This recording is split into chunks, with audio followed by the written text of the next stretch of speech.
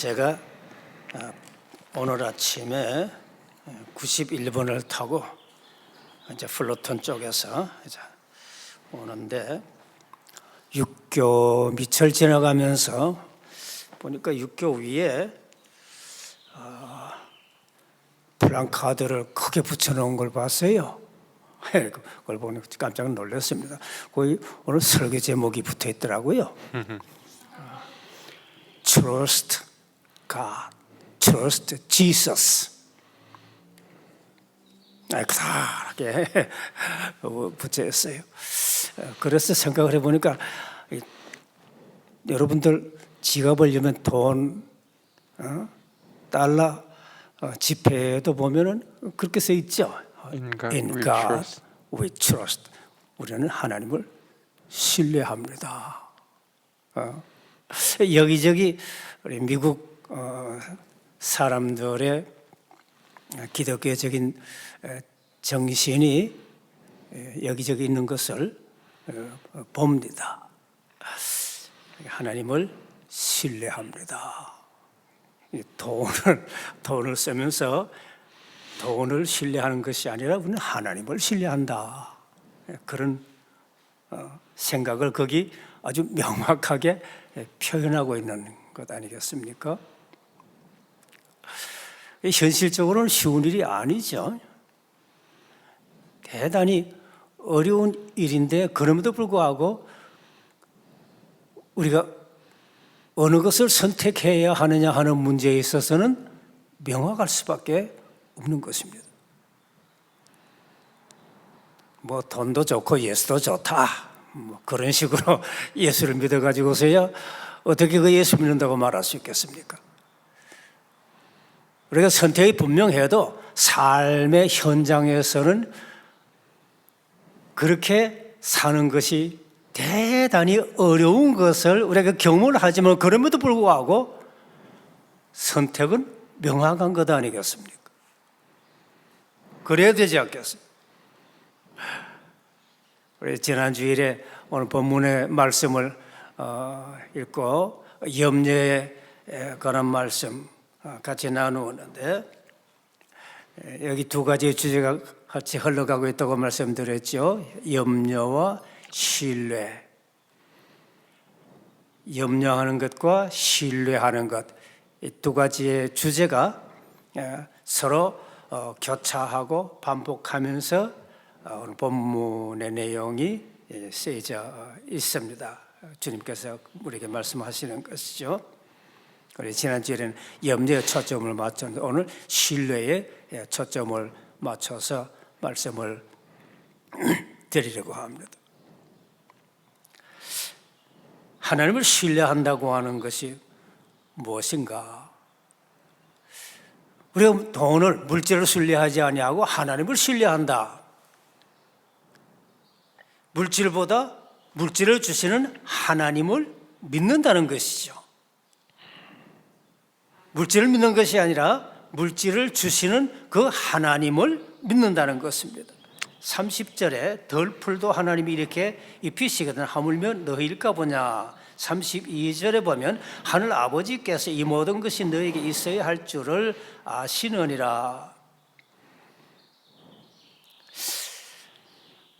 하나님보다가 물질을 믿습니까? 아마 그리스도인에게 이런 질문을 하면 망발도 이런 망발은 없죠. 아니, 내 믿음을 어떻게 보고 그런 질문을 하느냐고. 그런데 현실에서는 많은 분들이 하나님보다가 물질을 믿고 삽니다. 저는 신학교 졸업반 때에 결혼을 했습니다. 첫 아기를 낳았는데 이틀 만에 우유 알레르기로 아기가 무의식 상태에 빠져버렸습니다. 그래서 서울 적십자병원 응급실에 아기를 데리고 한밤중에 갔는데 그 병원에서는 입원 등록을 안 하면 치료를 못 해주겠다는 겁니다. 뭐 지금만 해도 한국이 상황이 많이 달라졌겠지만은 70년대 초반 많이 어려운 그런 시기였죠. 응급실에서 아기를 의사가 들었다가 놓으면은 그저 고기 덩어리 떨어지지 철포덕 그러는 거예요. 완전히 애가 죽은 것 같아요. 그런데 나는 애가 타는데 등록을 해야 치료를 한다는 거예요. 마침 그 직접병원 외과 과장을 지내신 장로님의 도움으로 등록을 하고 그래서 치료를 했는데 제가 그렇게 기도했죠. 언젠가 제가 그런 간증을 우리 본교회 교우들에게 한 적이 있는 것 같아요. 하나님, 이 애를 내가 주님을 위해서 일하기 원하면 이 애를 데려가시든지 아니면 온전하게 낫게 해주시든지 아예 하나님 앞에 대들었죠. 데려가시든가 낫게 해주든가. 그런데 참 감사한 것이 한 3일 후에 애가 깨어났습니다. 지금은 내과 의사가 되어서 아주 건강하게 흠없이 잘 지내고 있습니다. 그런데 그때 제가 잠시 절망했습니다. 등록 안 하면 치료를 안 해준대. 하나님, 그렇게 제가 하나님, 우리의 필요를 정말 알고 계십니까? 잠깐 절망한 적이 있었습니다. 물질이라고 하는 것은 인간답게 살기 위한 수단입니다. 그래서 물질은 그것을 하나님보다 더 믿고 산다고 하는 것은 참으로 불행한 것입니다. 물질 우리에게 있어서 대단히 소중한 것이 사실입니다. 그럼에도 인간은 그 물질로 인해서 비인간화되고 있습니다. 유전무죄, 무전유죄라는 말이 생길 정도입니다. 살기 위해 돈을 버는 것이 아니라 돈을 벌기 위해서 인간임을 포기합니다. 청부살인도 마다하지 않습니다. 비인간화의 절망을 스스로 자취하는 것이죠. 물질을 주신 분이 누구인가 하는 것을 알지 못하면 물질은 인격적 인간을 비인격적 인간으로 전락시키는 겁니다. 하나님보다 물질을 믿습니까? 당연히 아니라고 대답해야 합니다. 그러려고 하면 물질을 주시는 분이 하나님이심을 믿어야 합니다. 물질을 주시는 분이 누구인가? 하나님은 인간에게 물질이 얼마나 소중한지를 잘 알고 계십니다. 애굽에서 나온 이스라엘 백성들은 광야에서 지나는 동안에 하나님이 주시는 만나와 메추라기를 먹고 살았습니다. 하나님께서는 그들의 필요를 아시고 만나와 메추라기를 광야 40년 동안 굶주리지 않게 하셨습니다. 신명기 8장 3절에 이렇게 말씀하시죠. 만나를 네게 먹이신 것은 사람이 떡으로만 사는 것이 아니요 여호와 입에서 나오는 모든 말씀으로 사는 줄을 네가 알게 하려 하십니다. 떡을 먹을 때마다 그 떡을 주시는 분이 하나님이라고 하는 사실을 잊지 말라고 하는 것입니다.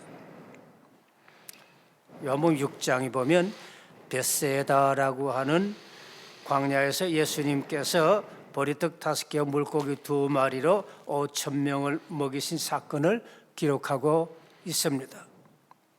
오병이어의 기적이라고 말합니다. 그런데 떡으로 배부른 백성들이 모두 예수님을 떠난 후에 예수님께서 제자들에게 이렇게 물었습니다. 너희도 가려느냐? 그때 베드로가 대답하죠. 영생의 말씀이 주께 있사오니 우리가 누구에게로 가오리까? 제자들은 물질을 주시는 분이 누구인지를 알고 있는 자들이었습니다. 물질을 주신 분이 누구인지 알지 못하면 물질을 얻은 후에도 하나님을 떠나 계속 갈급한 삶을 반복하게 되는 것이죠. 물질보다 물질을 주시는 하나님을 믿습니까?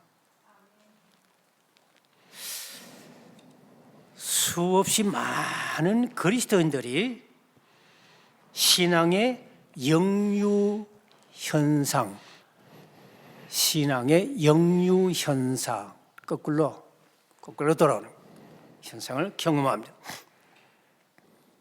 한 주일 예배 드리고 말씀을 듣고 그래서 그 말씀에 한 주간의 내 삶을 온통 주관하는가? 아니면 그 말씀은 사라지고 오히려 세속적인 것들이 한 주간의 내 삶을 강하게 지배해서 그 세속적인 것들을 가지고 오히려 교회를 오염시키지는 않는가? 갑질을 하고 싶어서 갑이 되려는 치열한 교만을 교회로 가지고 오지는 않는가? 세속적인 가치가 교회를 지배하게 되면 심지어 복음을 전하는 강단에도 역류 현상이 일어납니다. 세속적인 교인들을 만족시키려고 비복음적인 설교를 시도합니다. 복 받으라. 십자가의 복음은 사라지고 그 자리에 세속적인 복이 자리를 잡기 시작을 하는 것입니다. 우리가 잘 아는 16세기 중세 교회가 바로 그러했습니다. 그래서 종교 개혁이 일어날 수밖에 없었습니다. 이민교회는 신앙의 역류 현상이 심각한 교회들이 너무 많습니다. 성경의 초대교회를 비롯해서 지상의 교회는, 완전한 교회는 아무 교회도 없습니다. 그래서 교회는 계속해서 복음으로 돌아가는 자기 갱신, 리뉴얼이라고, 자기 갱신이 필요합니다. 그런데 돌아가야 할 복음의 본질이 변질되었다고 하면 그것은 교회 갱신이 아니라, 리뉴얼이 아니라 16세기 종교 개혁과 같은 본질적인 교회 개혁, 리볼루션, 개혁이 필요하게 됩니다. 신앙의 역류 현상을 막아야 합니다. 어떻게 막나요? 물질보다가 물질을 주신 하나님을 믿을 때에 신앙적 역류 현상을 막을 수 있습니다. 그것이 하나님을 신뢰하는 것입니다.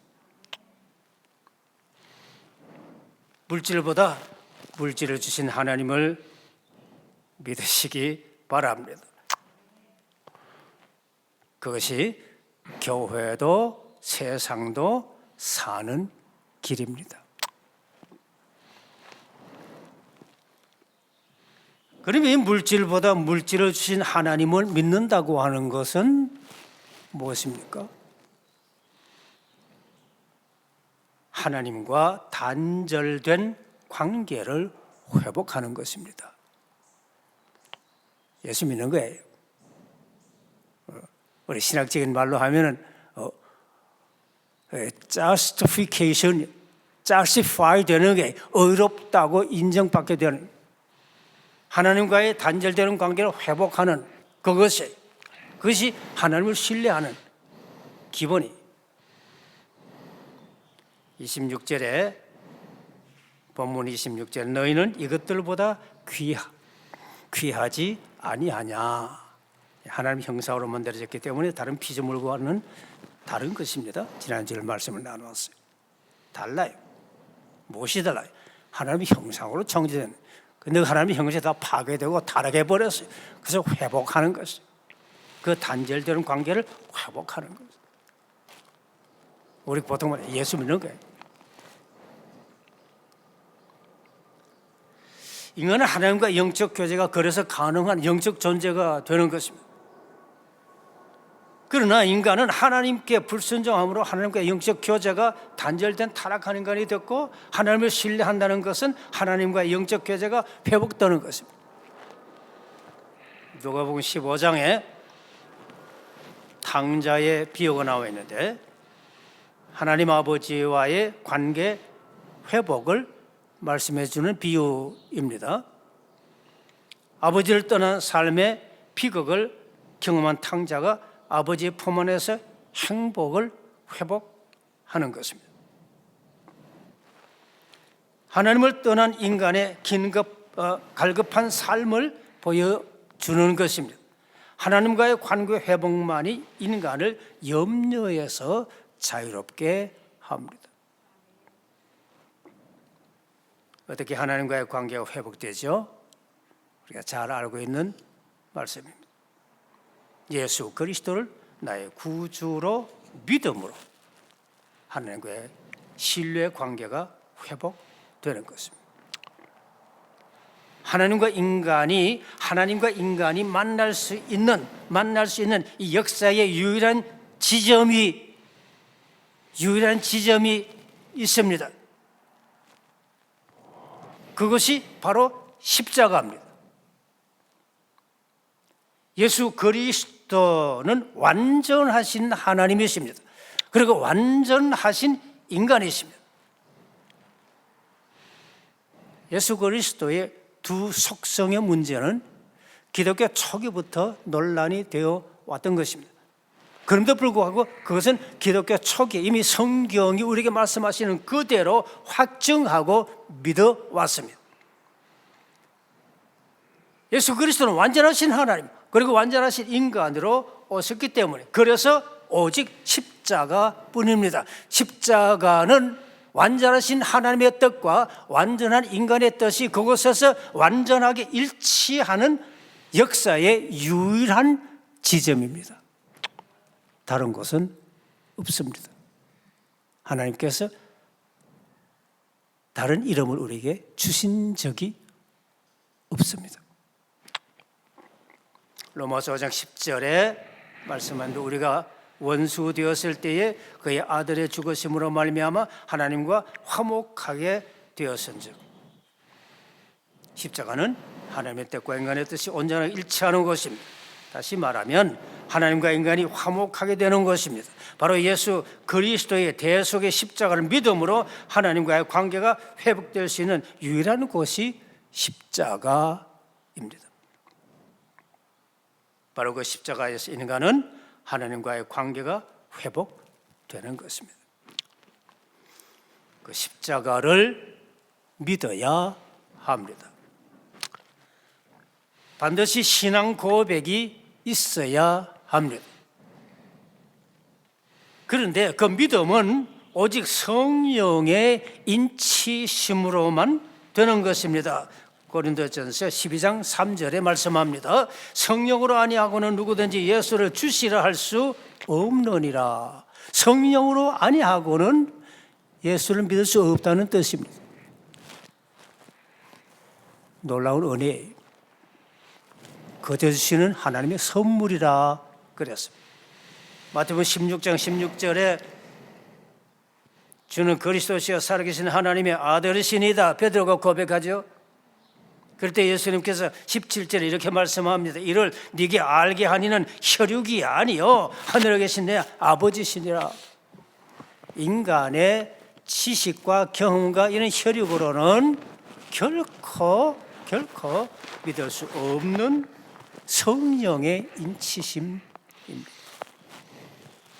이와 같은 우리의 신앙 고백은 우리의 경험과 지식으로 할 수 있는 것이 아니고 성령의 역사심으로 거저 주시는 하나님의 선물입니다. 온전한 신앙 고백이 하나님과의 관계를 회복하게 하고 우리를 모든 염려에서 자유하게 하시는 것입니다. 예수를 믿음으로 하나님과의 관계가 회복된다고 하는 사실을 우리는 믿습니다. 그리스도인은 하나님과 관계가 회복된 자들입니다. 그것을 justification이라고 말합니다. 한문으로 의인화, 의롭다고 인정받았다 하는 말입니다. 그러면 하나님과의 관계가 회복된 자들의 삶은 어떤 것입니까?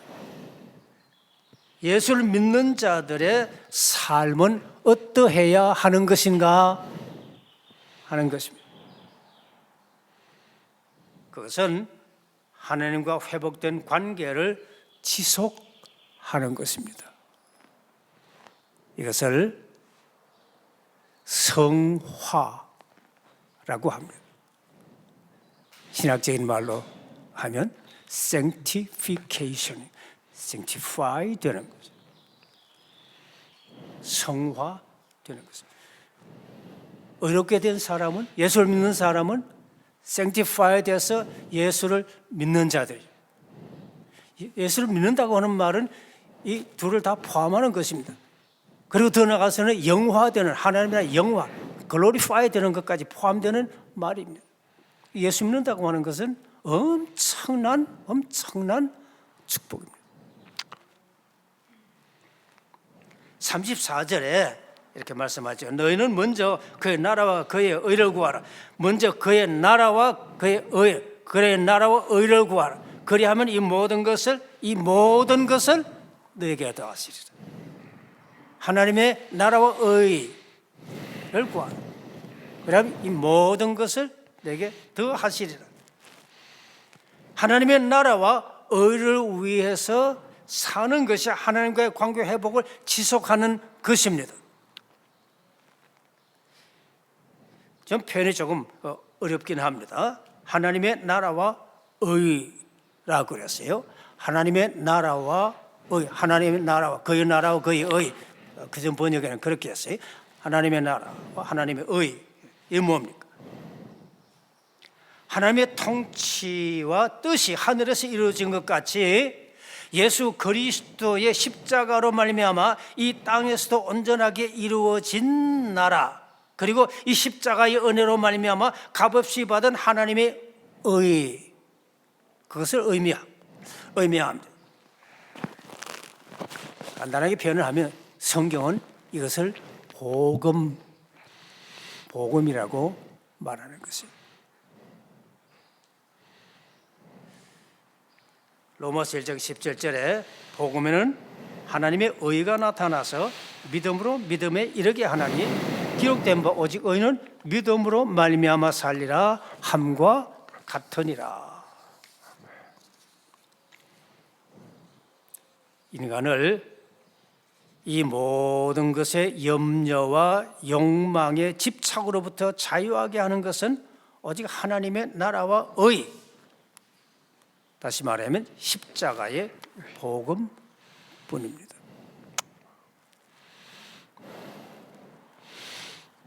하나님과 관계된 회복된 관계를 지속한다고 하는 것은 하나님의 나라와 의의 절대 우선적인 삶, 다시 말하면 복음적인 삶을 사는 것입니다. 아는 것이 아니라 사는 것입니다. 그리스도인은 하나님의 절대 우선적인 삶, 복음적인 삶을 통해서 하나님과 회복된 관계를 지속하는 것입니다. 성화되어 가는 것입니다. 그러면 그 복음적인 삶은 어떤 것인가요? 복음적인 삶은 사명을 쫓아 사는 것입니다. 사명을 쫓아 사는 것입니다. 복음적인 삶을 지속하려고 하면 염려로 가득 찬 욕망을 쫓지 않고 사명을 쫓아 살아야 합니다. 종교개혁가인 마르틴 루터, 잘 알죠? 마르틴 루터의 개혁 논문 가운데 3대 개혁 논문이라고 하는 논문인데, 그 가운데 그리스도인의 자유라고 하는 아주 작은 소책자가 있습니다. 이 세상에 사는 동안에 그리스도인에게 주어진 일은, 예수 믿는 사람들에게 주어진 그 일은, 그 일이 무엇이든지 간에 그것이 그리스도인의 사명이라는 것입니다. 농부로 살든지 회사원으로 살든지 군인으로 살든지 정치인으로 살든지 무슨 일을 하든지 그것이 바로 그리스도인의 사명이라는 것입니다. 성경은 그리스도의 사명을 무엇이라고 말합니까? 빌립보서 2장 13절에 그리스도의 사명을 이렇게 말씀하십니다. 너희 안에서 행하시는 이는 하나님이시니 자기의 기쁘신 뜻을 위하여 너희로 소원을 두고 행하게 하시나니. 하나님께서 나를 통해서 하시기 원하는 하나님의 소원, 그것이 그리스도인의 사명입니다. 내가 원하는 소원, 그것이 곧 욕망입니다.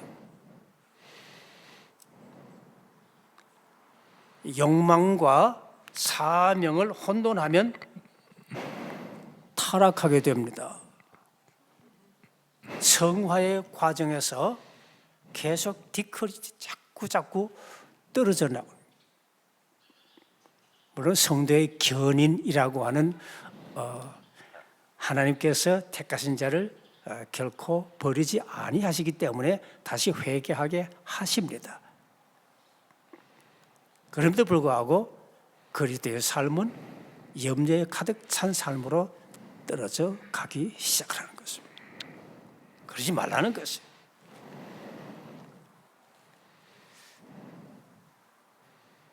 몇 년 전에요, 한국교회가 교회 세습을 금지하는 교회 법을 만들어서 총회가 결의를 했습니다. 교회 세습, 그것은 잘못되었다고 하는 것입니다. 예수 믿는 성도들을 교회라고 말합니다. 이런 거 제각교회, 건물이나 조직이 아니에요. 그런데 목사나 장로가 개척을 해서 대형교회가 되었다고 그 교회를 자식에게 사업 물려주듯이 세습할 수 있는가? 이것도 망발이죠. 그리스도인이 욕망과 사명을 혼돈하면 쉽게 욕망을 쫓아가면서도 사명이라고 강변하면서 스스로 타락합니다. 그리고도 잘 모르는 경우가 대단히 많습니다. 갈라디아 5장 16절에 말씀합니다. 너희는 성령을 따라 행하라. 그리하면 육체의 욕심을 이루지 아니하리라. 내가 원하는 욕망을 쫓아 살지 않고 성령을 따라 하나님이 주신 사명을 쫓아 사는 것입니다. 그것이 하나님의 나라와 의를 구하는 삶입니다. 그곳에 자유함이 있습니다. 인간의 욕망은 삶을 끝없이 염려하게 하고 마침내 절망하게 합니다. 말씀을 맺겠습니다. 저는 가끔 이런 질문을 받습니다. 목회를 하면서 가장 어려웠던 점은 무엇입니까? 저는 주저하지 않고 이렇게 대답을 하고는 합니다. 50년 목회에 가장 힘들었던 것은 끊임없는 자기 집착이었습니다. 사람에게 인정받으려고 하는 갈망, 목회가 성공적이어야 한다는 강박감, 물질에 매여 안주하려는 본능적인 욕구, 이 모든 것들에 대한 집착이 끊임없이 개인적인 삶과 목회의 갈등을 가져온 것이 사실이었습니다. 그럼에도 불구하고 사명을 감당할 수 있었던 것은 오직 감당할 수 없는 하나님의 엄청난 은혜일 뿐이었습니다. 그리스도인은 그가 목사이든지 장로이든지 평신도이든지 거듭난 그리스도인이라고 한다고 하면 누구나 끊임없이 욕망과 사명을 혼돈하며 갈등을 겪습니다. 그것을 거룩한 갈등이라고 말합니다. 그럴 때마다 우리는 다시 결단하고 계속해서 우리의 진실을 고백해야 합니다. 우리의 진실은 무엇입니까? 너희는 먼저 그의 나라와 의를 구하라. 그러면 이 모든 것을 너에게 더하시리라. 이제 우리는 살아계신 하나님 앞에 정직하게 다시 대답해야 합니다. 나의 삶 속에 가장 중요한 것이 하나님의 나라와 그의 의입니까? 아니면 거기에 더해 주실 이 모든 것입니까?